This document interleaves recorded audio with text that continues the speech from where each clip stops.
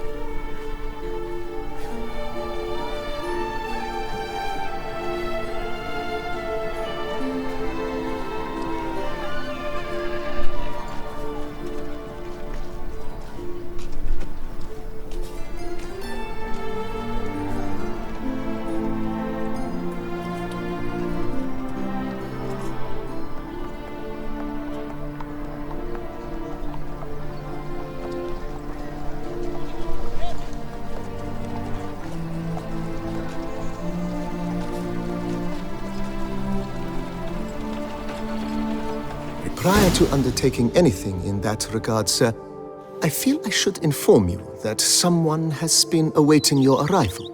Who might that be? You must forgive me, I do not know. Alas, your guest failed to give a name.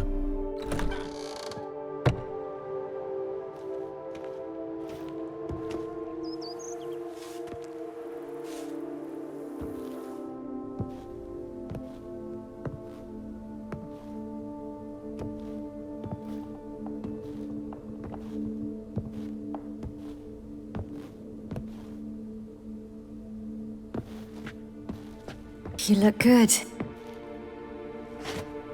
Calm. Don't just stand there. I want a hug.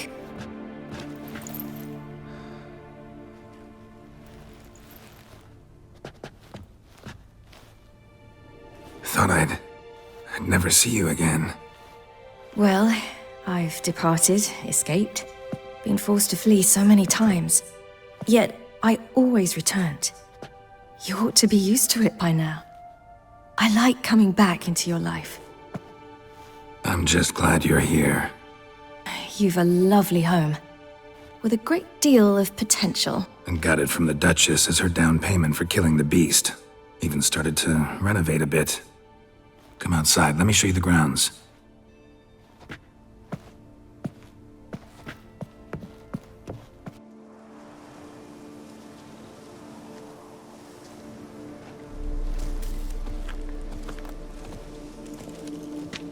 Ah, it's lovely here.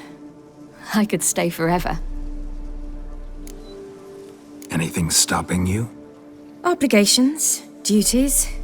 I'm only here because Emir concluded I must get to know what I'll rule once I take the throne. So I'm on a tour of the provinces with a small swarm of advisors. Which essentially means they take turns lecturing me while I follow them about, scribbling notes. Plan to stay in Beauclair a while? A bit. I convinced my advisors we'd be unwise to depart before I tasted each of this year's wines. My knowledge would be incomplete, you see. Though, actually, just between you and me, I'm not certain I'm cut out to rule, govern, all that. Thinking you might give it up? I can't say just yet, but I'm not willing to rule it out.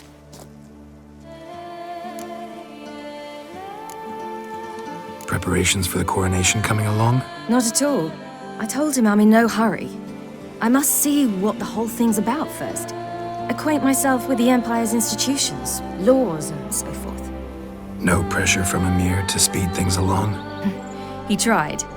But I told him I wish to be a good ruler, a strong ruler, not some puppet. No one else in the world he'd give in to like that. I had nothing to do with that. There's just no one else in the world who's his daughter. After years in exile, Ciri returned to Nilfgaard, her paternal home, where Emir prepared to name her his successor. The woman had the necessary qualities. From her father, she'd inherited an Empress's political instincts. From Geralt, she had gained a sense of simple human decency. Few monarchs boast both traits, which is quite a shame. See you later, Ciri.